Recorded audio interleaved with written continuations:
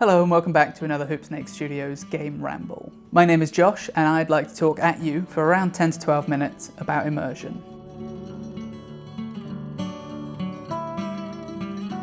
Immersion in video games is quite an interesting concept, one that involves us players suspending our disbelief and forgetting that we're just some ordinary person sitting in front of a screen. Games have a unique power to take us away from reality and let us walk in different shoes through worlds that don't really exist. For a lot of people, myself included, this is one of the main draws to gaming and what stands it apart from other forms of entertainment. Some games do this more than others, making it a cornerstone of their design philosophy and a massive part of the appeal for that game. Back in the day, from the sort of 1990s onwards, these games were a genre of their own, with iconic titles like Ultima, Thief, System Shock, Deus Ex, all proudly labelling themselves immersive sims. Since then, the genre has evolved a bit to the point where it doesn't really get spoken about on its own anymore. Instead, we get games of all sorts of different genres bringing an immersion focus into their gameplay. Nowadays, it's pretty common to see developers and reviewers throwing the word immersion around like it's empty beer bottles in a car park. But what is immersion? And how do we relate it to gaming? Scholar's Cradle. Is that a Scholar's Cradle? Dictionary.com defines immersion as a baptism in which the entire body of a person is submerged in water. Wait, hold on, that doesn't sound right. Immersion, a state of being deeply engaged or involved, semicolon, absorption. So immersion is just being absorbed into a game. There's a fantastic article by Professor of Creative Entertainment Games Matta Haggis-Burrage on 4 categories of immersion in games. In the article, the professor defines 4 categories or types of immersion. Systems immersion, a high level of engagement with the systems and decision-making processes in a game, related to flow. Spatial immersion, a sense of presence in a location, the feeling of being in that place or having travelled there. Empathic or social immersion, an emotional connection with the characters or social context of the game. Narrative or sequential immersion, a deep and compelling investment in the progression of events, locations, and/or abilities. Put simply, these are about how you're drawn into a game by the gameplay actions, the world, your feelings towards the characters, and the story that the game is telling. That's the boring scholarly bit out of the way, so let's dig into some of these with some specific case studies.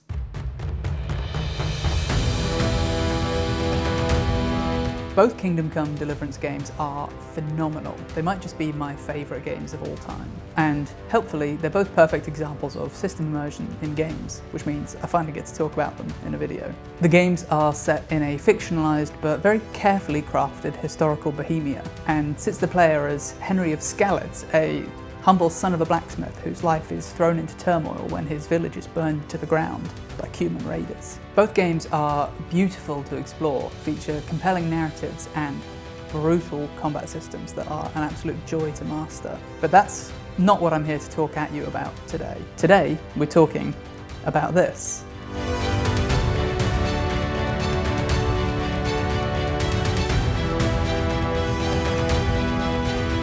The side activities, the countless ways to spend time living a medieval life. All the gameplay that makes Kingdom Come feel like a real world. Every activity in KCD2 feels like it has been included in the game for a reason. The developers knew exactly what kind of game they were making, and they worked really hard to make it as immersive as possible. My Henry followed in Papa Martin's footsteps.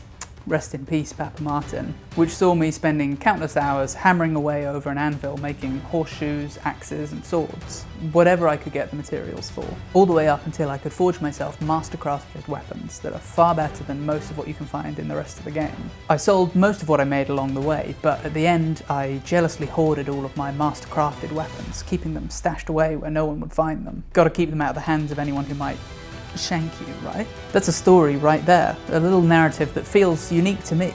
That's immersion right there. The way that the blacksmithing has you heating and hammering metal, it might not be completely accurate to real blacksmithing, but I wouldn't know. To me, it felt like I was mastering a craft. Everything down to the little tunes that Henry whistles when you beat your metal rhythmically add lovely extra flares to something that could otherwise be monotonous, making hammering one out a complete joy. No, you can't say that, Josh. We're going to keep this E for everyone. If that's not your jam, then there are other systems to explore that offer just as much storytelling potential. Want to spend hours wandering grassy meadows looking for nice herbs to pick, then grinding them to powder and throwing them in a cauldron to brew into a potion. The alchemy system here is definitely one of the best I've ever seen. You have to carefully follow recipes all collected in your lovely little recipe book, grinding, boiling and distilling, all precisely to the flow of a sand timer. I found it really fiddly and stressful to begin with, but once you start to get the hang of it, you really begin to feel like an actual potion making master. Who knows what you might find, or what tales you might tell as you gather recipes and ingredients on your path to create the perfect juice. And then there's poaching, washing, repairing your clothes, eating and sleeping to talk about, all of which add so many different kinds of verisimilitude to the game, and all of which I'm going to talk about now in incredible detail. No, you aren't. You've drawled enough about that game. It's time to move on and talk about the next thing. Fine. Skyrim.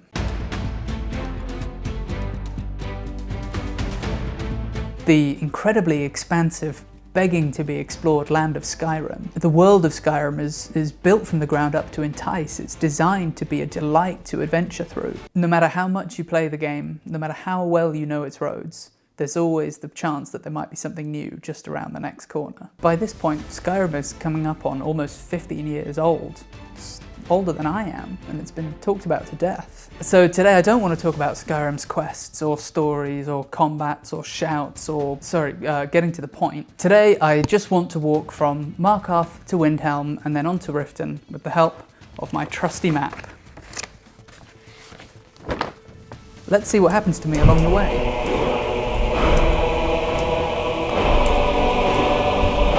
Morning. Morning. Okay, here we go. We have our first junction. We can cross over the river. Let's have a look at the map. We must be somewhere around there. Okay, so I reckon our best bet's to head north. Oh no. Here we go. It's combat time. Are we safe? Whew, good thing I had you with me, eh? I'd have been done for. We'll be fine. But we do, actually, want to be, according to the map, crossing this river over this way. There's the bridge. Okay, yes. This map doesn't appear to be all that accurate. No, he looks nasty. He looks like a real piece of work.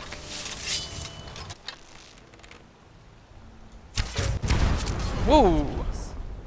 Woohoo! Are you okay? I'm fine, thank you for asking. Dwarven armour, eh? Ooh. It's alright. Seems fate has other plans. There we go. You did look kind of hostile. Ah, just missed the river. That's fine. Out of sight, out of mind. Here to go! Oh. They hit me 3 times, man! 3 times! You have one job. That's to stop them hitting me. A little bit of gold, a little bit of coin for our troubles. And some milk. This cat's gonna get some cream. You know what I mean, Inigo, you know what I mean. Speaking of cream, it is nearly lunchtime. We need to be going north, I reckon. These look like bandits though, don't they, buddy? This time, we've got the drop on them. Stop it with the rolling. What are you doing? I mean, it is really cool, but there was nothing happening. Nice spot though, eh? If it was later on in the day, I'd say we could camp here for the night. It was lovely. Maybe a good spot for some lunch though. Go on then. Ha ha ha ha! Ha ha! Fool me once, eh? Shame on me. Fool me twice. Is that a dog or a wolf? Looks like a dog. Oh! Oh! Hello, going dog. A shed? He's woofing at something, Inigo. Ah. Ah. Can you read this? What's wrong, boy? Do you want to come with me? Yeah, come on, come with us. Come on. Come on. We got a good boy. Come on. Come on. Yeah, good boy. I hope they get lost in the wilderness. Ah, yes. We understand what you mean. But his buddy didn't make it? That's cool. That's pretty cool. We could have matching hoods. We could have matching hoods. Next. Yeah, look at us. Matching hoods. Alright, Miko, we're on our way now. So this road might head quite a long way further north than we need to go, and I am wondering if we should do some off-roading. When it starts to head north, we can just cut off and head straight east and we'll meet up with another road. So yeah, I think we must be around south of Dawnstar now, following that road, which this will slowly head more and more south for a bit. We'll end up somewhere, and even if it wasn't where we were going originally, it'll be where we're going now.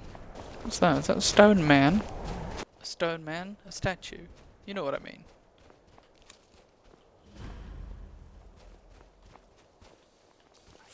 Oh no! That made me jump. Oh. Hopefully by now you see what I mean. Skyrim's world, even after years and hundreds of hours, is still a magical place for an expedition. The landscapes, the atmosphere, the music, it's all so perfectly put together to draw you right in. It's begging to be explored, and in return for giving it a good looking over, it's always happy to reward you with some new escapade. If you couldn't tell by now, I have a deeply rooted love for this game. Its roads are as familiar to me as the roads I live on. I am deeply immersed in the space of Skyrim.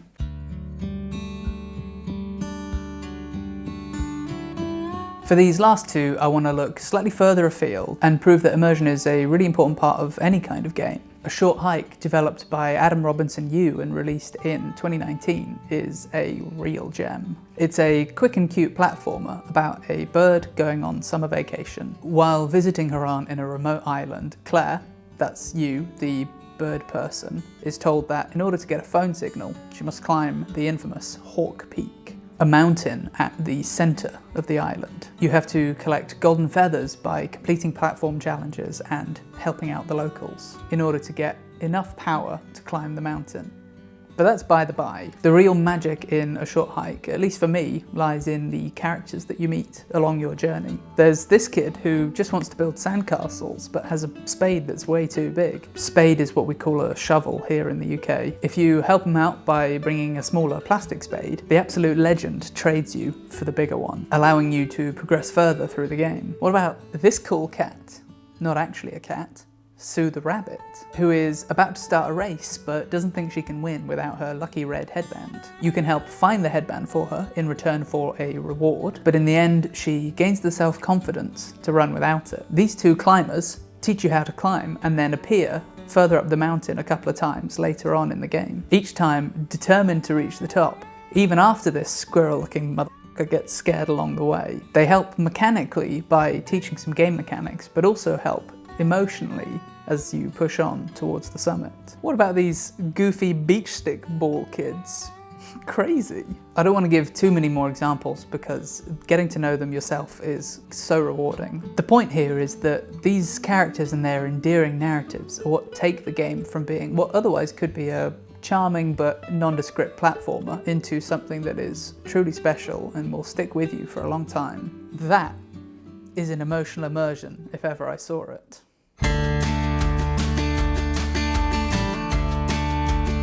Okay, I know it might seem cheap to include a game with a simulator in the title in a video about immersion, especially after I said I was going to look outside the box. And maybe it is, but hear me out. Maybe I wanted to play more truck sim and this seemed like a good excuse. Maybe I think it's interesting to relate narrative immersion to a game that has no narrative at all. It's the first one. Released in 2012 by SCS Software, Euro Truck Simulator 2 is a game that puts you in control of a truck.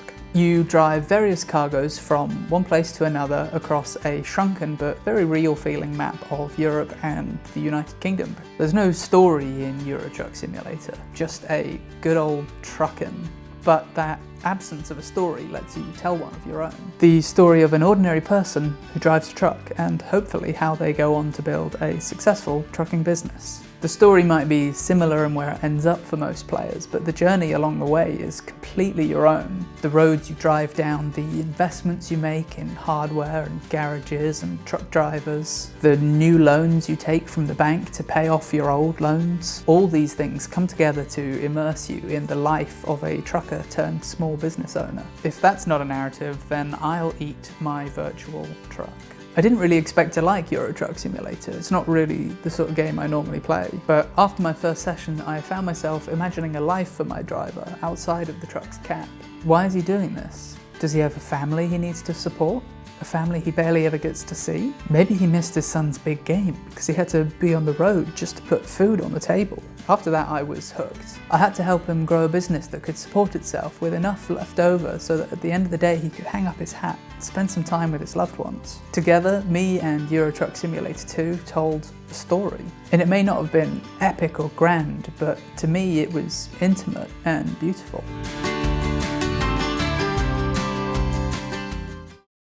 So that's it. That's what immersion is in games. At least to me. Maybe it means different things to different gamers, and maybe that's what makes it so wonderful. Immersion takes many forms. It was fun to split it into 4 distinct type categories for this video, but I think that it's so much more nuanced and personal than that. All of these different forms of immersion blend together and overlap in ways that game developers may never have even intended. This is something that makes games so special. They let you choose how you interact with them, and therefore how you are immersed. I don't think any other art form has quite the same scope for immersion as games. Let me know in the comments what story you told when you got immersed in a game.